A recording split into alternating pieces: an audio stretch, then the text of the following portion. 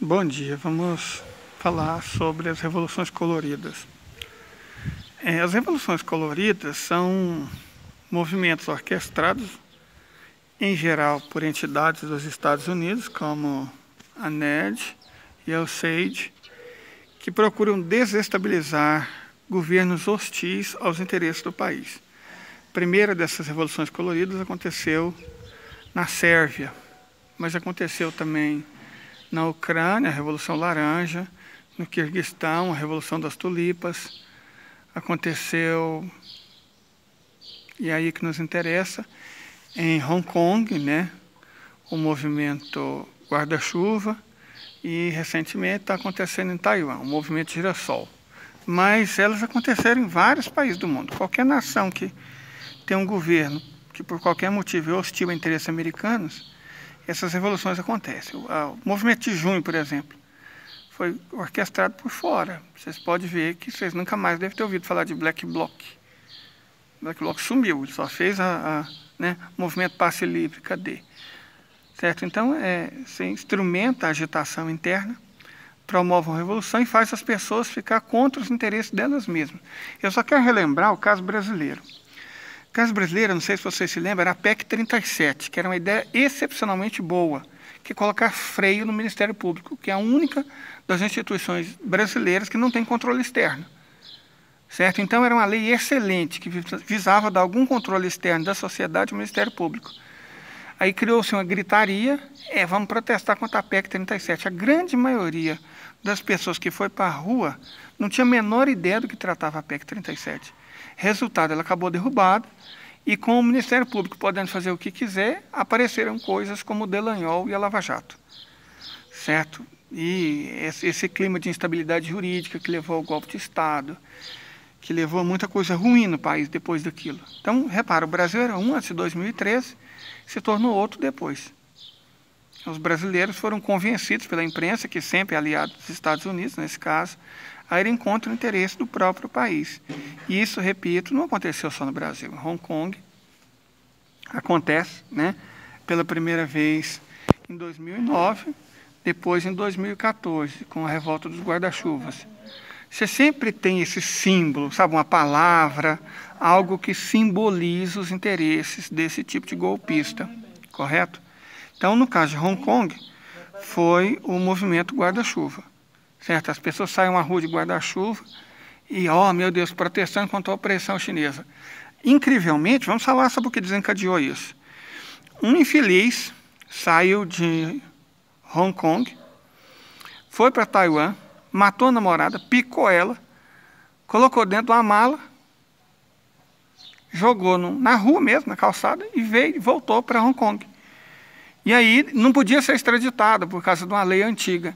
A então primeira-ministra de Taiwan, de Hong Kong, queria colocar uma lei para permitir que esse tipo de criminoso fosse devolvido para o país onde ele tivesse cometido o crime, que no caso era a própria China. Mas aí, meu Deus, é uma medida autoritária, não sei o quê, não sei o quê.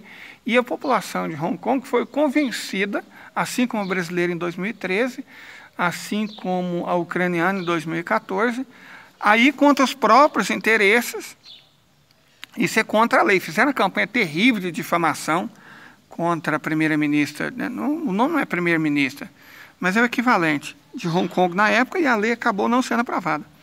Só mais recentemente, né, que 2019, que essa lei foi aprovada. Mas até então, se alguém de Hong Kong cometesse um crime, ele não podia ser mandado de volta para a China, nem para Taiwan, que oficialmente faz parte da China. No caso de Taiwan, o que acontece?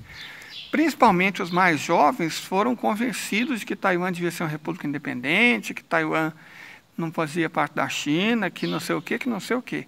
Gente, Taiwan sempre fez parte da China. Sempre fez parte da China. Só não fez parte da China durante a ocupação japonesa, e quando os nacionalistas, que na verdade é entreguista, né, não tem nada de nacionalista deles, quando eles perderam a Guerra Civil em 1948, eles se refugiaram na ilha de Taiwan. E lá Chiang Kai-shek coloca uma ditadura de direita. Falaram, Taiwan era uma democracia. Não, Taiwan se tornou uma democracia no fim dos anos 90. Até então era ditadura autocrática. Perfeito? Mas isso nunca incomodou os Estados Unidos.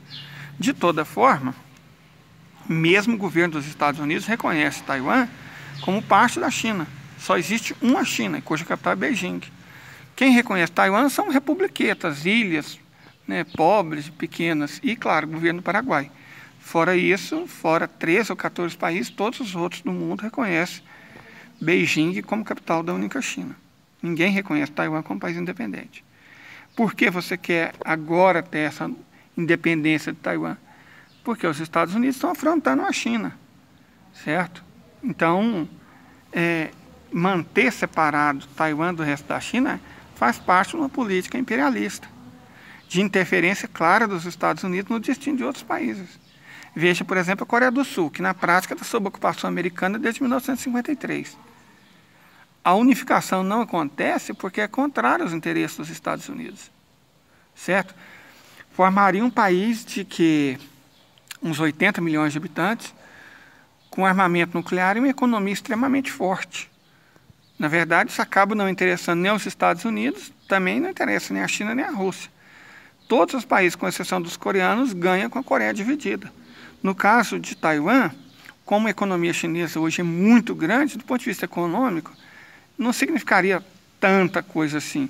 Mas do ponto de vista logístico, sim, porque Taiwan é um grande produtor de semicondutores, o maior do mundo.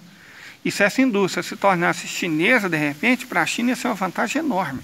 Os Estados Unidos uma perca. Então, né, eles são contra. Não porque estão pensando no interesse da democracia ou dos chineses, porque estão pensando no interesse deles mesmos. Você fala, os Estados Unidos estão pensando na democracia. Gente, Taiwan foi uma ditadura terrível por pelo menos 50 anos. Né? Isso nunca incomodou os Estados Unidos. Esse negócio de levar a democracia é conversinha. Taiwan, repito e reitero, é parte integral da China. Correto? Não tem os 36 mil quilômetros quadrados de Taiwan e os 23,5 milhões de habitantes de Taiwan são 36 mil quilômetros quadrados da China e 23,5 milhões de habitantes chineses. É uma província rebelde para fins práticos. A China previu originalmente um processo de unificação pacífica, de longo prazo. Agora, eu creio que ela se convenceu de que isso não vai acontecer. Se o Xi Jinping quiser deixar um legado, ele vai ter que garantir a unificação de Taiwan ao restante da China, de preferência antes do término do segundo mandato. E eu não acredito mais que isso vai ser feito pela paz. E também acredito que os chineses sabem que pela paz não vai acontecer. Então, de alguma forma, Taiwan vai ter que ser convencida, né, algum juízo vai ter que ser colocado na cabeça dos taiwaneses de maneira um pouco mais assintosa, né? Não tem outro jeito, infelizmente. De toda forma, eu honestamente não acredito que os Estados Unidos vão fazer guerra, nem que a China vá fazer guerra. Pelo menos não no curto prazo, porque isso traria consequências horríveis para ambos. Perfeito? E não é necessariamente vantagem do ponto de vista chinês. Agora, por outro lado, eu duvido muito que agora Taiwan esteja em situação que possa ficar negociando indefinidamente com o governo chinês. Eu acho que isso não vai mais acontecer, que o governo chinês vai agir de maneira um pouco mais bruta.